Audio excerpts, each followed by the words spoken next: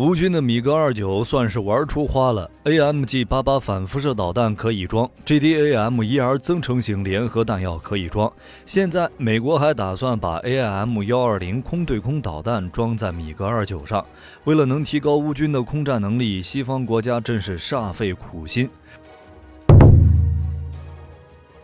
从西方国家开始援助乌克兰开始，我们就得出了一个结论：一直说不给的装备，就是让泽连斯基等等一直不承认给的装备，那肯定早就装备到乌军了。比如增程型联合直接攻击弹药这件装备，美国从来没有承认援助过，仅表示在去年12月21日宣布的18.5亿援助计划中，包含一批精确航空弹药，但知情人员证实，这一批弹药就是 JDAM-1R。而且，北约盟军空军司令部兼驻欧非美空军司令赫克证实，乌军已经收到了美国援助的 JDAM-1R， 并已经运用在作战之中了。虽说 JDAM 只是美军现存常规炸弹升级发展而来，但威力同样不可小觑。JDAM 就是一种制导升级套件，是一种利用卫星定位系统、激光指示等多种制导技术的全天候自动寻地常规炸弹。JDAM 套件包括一个制造组件和控制部分，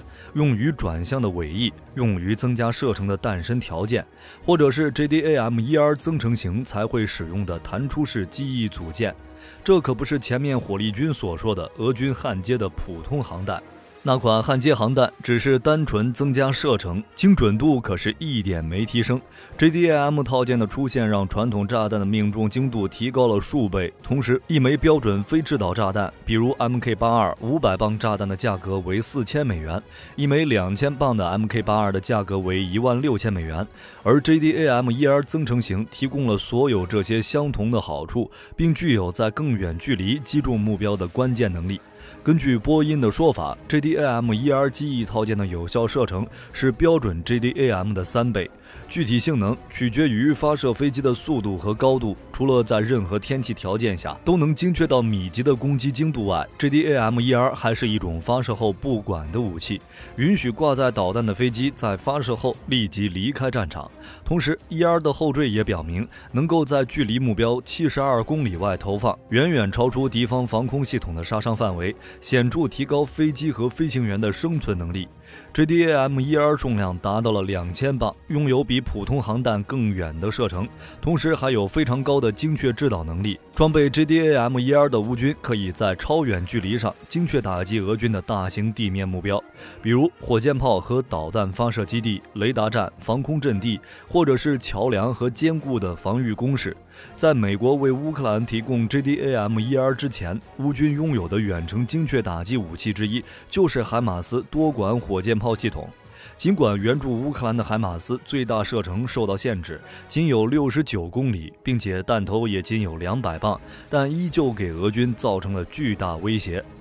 最明显的例子就是收复赫尔松，乌军利用海马斯疯狂打击俄军补给线，最终导致前线俄军因缺乏补给，从而退出了赫尔松。而 JDAM-1R 炸弹重量达到2000磅，如果使用 MK84 炸弹，弹头可以穿透3.3米厚的混凝土结构，并在370米半径内造成范围性毁伤碎片，杀伤面积可以达到43万平方米，将对俄军阵地造成惊人的摧毁能力。JDAM-1R 对俄军带来的威胁甚至有可能超过海马斯。由于 JDAM-1R 采用了惯性导航系统和卫星导航的双模联合制导，即使 GPS 信号被干扰或丢失，武器的精度通常仍然可以接受。再加上其远远高于 M982 神剑数十倍的战斗装药，可以说将真正让俄军感受到乌空军的威胁。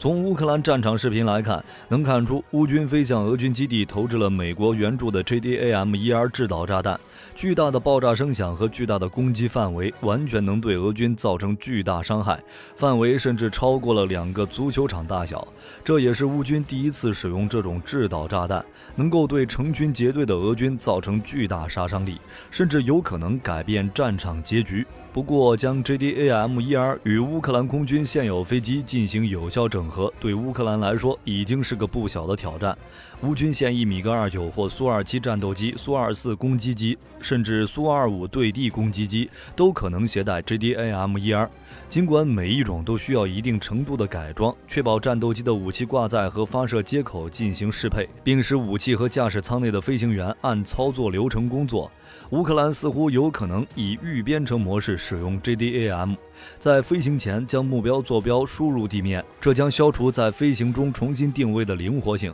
但依旧拥有非常高的精度，并在一定距离内对抗已知目标。毕竟之前美国就已经为乌克兰改造过飞机，能够携带 AGM-88 反辐射导弹，所以相关困难并非克服不了。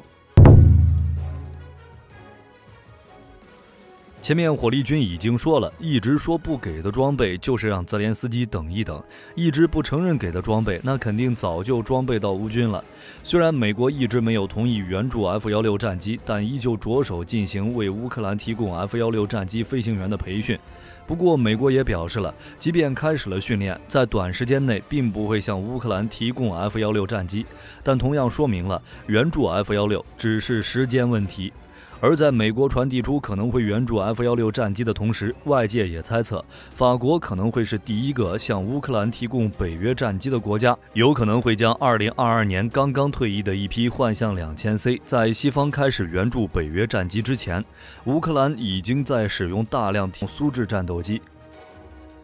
其中包括了米格29战机，有迹象表明，一些东欧国家已经将手中的战机秘密支援给了乌克兰，这也使得如今的乌克兰仍有大量战斗机能够升空与俄军进行叫板。比如波兰和斯洛伐克已经选择进行战机援助，虽然仍是提供米格29战机，但在火力军看来，这更像是一种试探性的援助升级。两个国家将为乌克兰提供33架米格29战机。其中，波兰提供22架，斯洛伐克提供11架，这已经是两个国家所保留的全部米格29战机了。显然，这是西方国家准备大规模援助战机的前兆，乌军就可能在本国战场获得空中优势。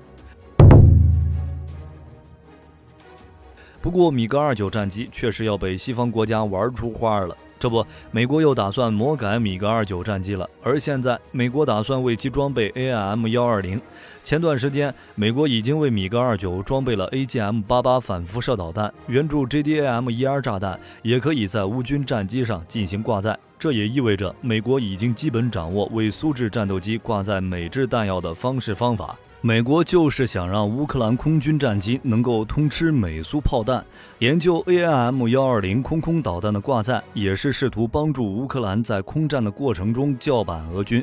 AIM-120 导弹是美国空军现役的先进中距空对空导弹，采用了主动雷达制导，最新型号的射程甚至超过了100公里，并且还在实战中多次击落对方飞机。而米格29是苏联80年代装备的第3代战斗机，在俄乌冲突爆发前是乌克兰空军的主力战机，能够搭载 R27R 和 R73两种空对空导弹，同时也是米格29的标准挂载。但 R27R 是一种半主动雷达制导的中距空对空导弹，最大射程超过60公里，射程超过12公里的 R73则是一种近距格斗空对空导弹。相较于半主动雷达制导的 R27中距空导弹，显然 AIM-120 导弹具备更强的空战能力。假如成功，将是首次让乌克兰战机具备发射西方空对空飞弹的能力，还可以解决乌克兰对防空的需求。但如何将 AIM-120 有效整合到米格29战机身上，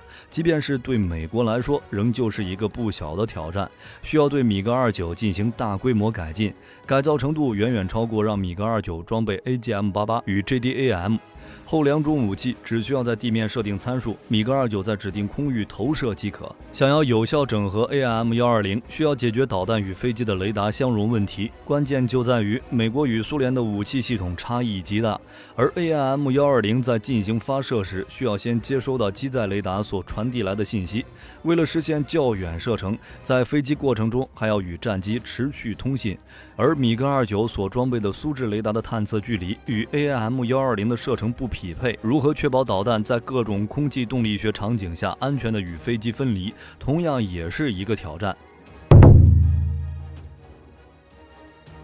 为了能够有效打击俄罗斯本土，乌克兰一直在寻求远程导弹的援助，但截至目前，西方国家仍旧没有提供。也正是由于缺乏远程打击武器，所以乌克兰一直在想办法发展无人机。之前就曾改装过图141无人机，飞越数百公里打击俄罗斯境内机场。当时就有乌克兰专家强调乌军的无人机能力，声称乌克兰军工企业能够生产1200公里航程的无人机，不仅能够打到恩格斯机场，就连莫斯科也在打击范围之内。如今乌克兰又发展出航程更远的无人机。一直以来，乌克兰都缺乏远程攻击武器。从俄罗斯多次空袭乌克兰开始，乌克兰就展开了远程无人机的研发。如今，航程3100公里的无人机已经被乌克兰军工企业 L-Dawan 公司研发成功，并已经与乌克兰国防部签署了第一批无人机供货合同。该公司拿出的第80发现和 E300进取2款无人机，成本大约在25万至45万美元之间，并且在减少有效载荷、增加副油箱之后，可以完成3100公里的远程飞行。而乌克兰发展超远程无人机的原因，就是对俄罗斯本土进行打击。当初凭借700公里航程的无人机，乌军就可以深入打击俄罗斯机场，甚至是闯入莫斯科防空。而3100公里无人机的出现，让乌军拥有对俄罗斯大部分领土进行打击的能力，其威胁程度非常大。无人机还具备战场监视、火力观测、攻击装甲车以及发射导弹等能力。如果乌克兰可以大规模生产装备这款无人机，就可以发动一场大规模袭击。但也有分析表示，乌军无人机的航程一般在1000公里左右，牺牲掉部分载荷，然后挂载副油箱。虽然可以大幅延长无人机的航程，但也可能会限制这款无人机的攻击能力。所以接下来这款无人机被投入战场使用后，估计更多的是扮演侦察的角色或发动小型袭击。远程打击手段的发展，让乌克兰拥有了将战火燃烧到俄罗斯本土的能力，同时也让乌克兰拥有了打击克里米亚的装备。如今的乌克兰正在谋划南部战场的反攻行动，只是目前西方援助的装备，尤其是先进主战坦克与装甲车还未完全到位，所以乌军并没有发动大规模攻势，但相信马上就要开始了。你们觉得西方战机什么时候会援助给乌克兰？南部反攻行动又会在什么时候展开？欢迎评论区讨论一下。我是火力军，咱们下期再见。